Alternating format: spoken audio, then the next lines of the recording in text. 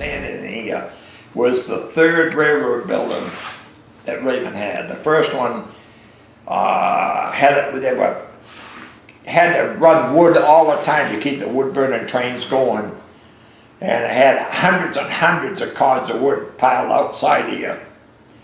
And a wood burning train come in spit some sparks into the firewood, and next morning the railroad station was gone, and so went the wood pile.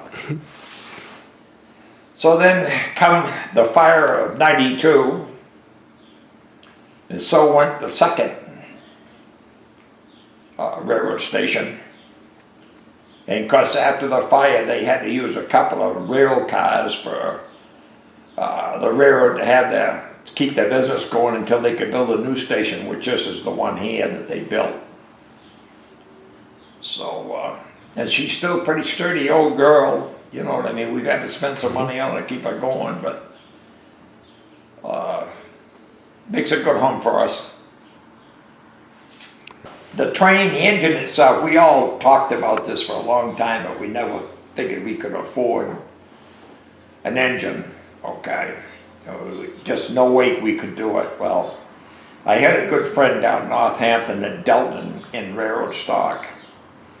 And he said to me, he says, "I'll find you an engine, Steve." I said, "We don't need a big one because we can't afford it." And he said, "Well, you let me look around." So I don't know, somewhat of a month went by, and he got a hold of me and he said, "Steve, I found just what you wanted." And he said, "It's down in Kempton, Pennsylvania." I said, "Wow, how are we ever going to get it to Raymond?" So anyways, he showed me what it was, he showed me the pictures. He said, "It's not a rust bucket, it's not all rotted out or nothing." He said, "It needs some tender loving care," but he said, "It's a cute little engine." And he said, "I'll tell you what I'll do." He said, "I'll put it on a trailer and haul it up to Raymond for you." And he gave us a price which was unbelievable cheap, okay?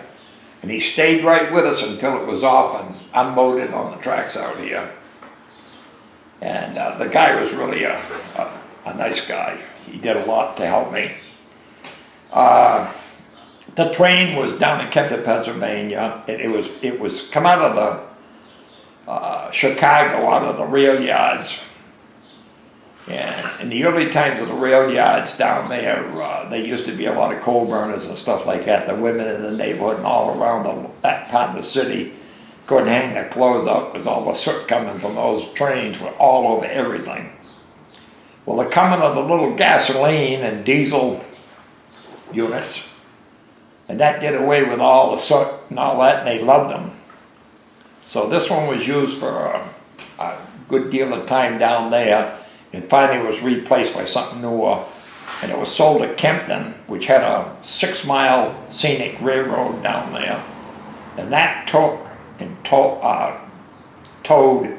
2 passenger cars back and forth on that 6-mile line for a long time. And then finally the clutches got bad on it. It was going to cost more to repair, so they set it on a side, and that's where it was found. So anyway, we were lucky enough, so we got it up here.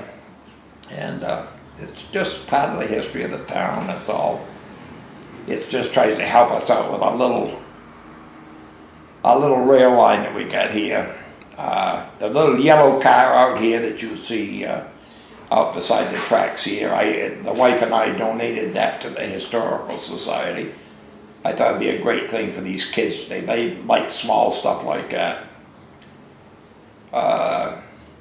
The caboose was on the siding down at Portsmouth, and some of the earlier members got that one. I can't tell you much of the history on it. I'd have to look it up again right now because my head ain't working like it used to. But it was a good find, and it was a New Hampshire piece. Probably at one time I'd even gone on these tracks. Okay, this orange ice car. Most people don't know what an ice car is. Up the top of the roof at both ends, there's some trap doors. And in the walls are some big fans. They used to fill them up both ends with ice. They used to put the produce inside the car. And down underneath is what's called a drop wheel. there's a wheel that works off the railroad track, the train wheel, that makes a generator go, which operates a fan, which blows cold air into the vegetables. And the Historical Society wanted something that they could use for a storage car, and I decided that one of those great big doors they have on most cars, the girls couldn't open. So these ice cars had 2 doors that opened up easy, supposedly. They wouldn't agree with me now, but anyways, that's what we got it for our storage. And also a little bit of the history of it. The Historical Society right now is in dire need of help and some help. We're doing everything we can to keep it open and keep it going, but if anybody could find a little spare time and would come down here and help us, we sure would appreciate it.